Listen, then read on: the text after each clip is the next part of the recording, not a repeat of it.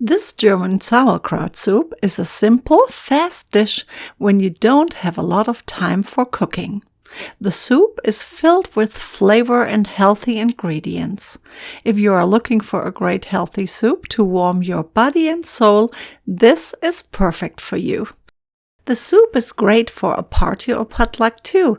Serve it with some soft, fluffy homemade German partybrötchen. I'm sure it will be a hit. Let me show you how fast you can make it. And as always, you can find the link to the printable recipe in the video description. Start with browning the meat and then drain it if necessary. Then add the tomato paste to the ground meat and fry for a couple of minutes together. In the meantime, cube the onions and pickles and drain the sauerkraut. If you use an American brand of sauerkraut, make sure to rinse it under cold water, as it is often very vinegary. Add the onions, pickles and sauerkraut to the pot and fry together with the meat for about 5 minutes.